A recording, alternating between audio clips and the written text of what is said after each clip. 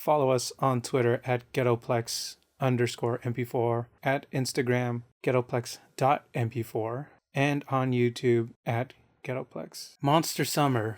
This is definitely a movie for, I would say, kids between 5 and 13. I guess 5 might be a little young, but I think 5-year-old kids could kind of handle it. Definitely would give some spooky vibes, but it's definitely a kids horror movie. I did have a lot of fun with it, though. I will say it would be silly to criticize the silly things in this movie that's made for kids. But there are some really creepy moments too. And when they're creepy, they're done really well. All I was thinking is, how would a 5-year-old react to this? Because these 4 kids, right? That the movie kind of revolves around. And then we have Mel Gibson, who's this retired cop, and he wants to help these kids after he gets to know a little bit more about them. There's a few 90s references in here, like Fox Mulder and the T-1000. Yeah, as for the creepy moments, these kids, they definitely feel like 90s kids, breaking and entering, poltergeists, chasing supernatural stuff. It's no Stranger Things, but,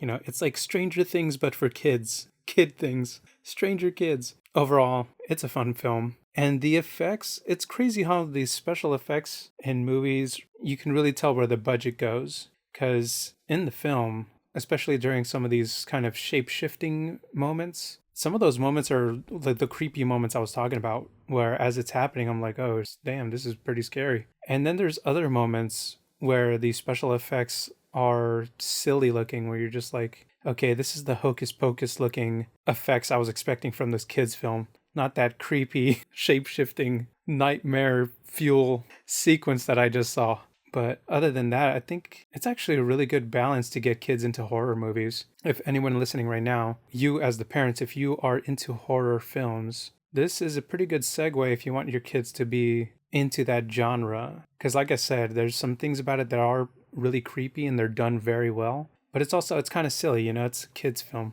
So I think this would definitely open the door for kids to get into the horror genre. But not only that, it's a simple story. It's kind of like a ghost or like, I guess, a witch hunt. But it's a simple story. These kids, they have kind of typical kid problems, but with the element of this kind of a monster witch situation. And in the end, it's, of course, it's a kid's film, so they defeat the evil. But it's also heartwarming, especially with Mel Gibson subbing in as this father figure to specifically one of the kids who doesn't have a father. So there's this father-son kind of relationship going on. It's just really heartwarming when you watch the end of the film. I think if you have children, even you would enjoy watching the film with your children. It's not like cheesy and cringy to the point where you're embarrassed to watch it. It's cheesy and kind of cringy, but it's fun. I guess corny. It's kind of corny. But it was really good. So yeah, if you have kids, this is definitely the film for the month of Halloween.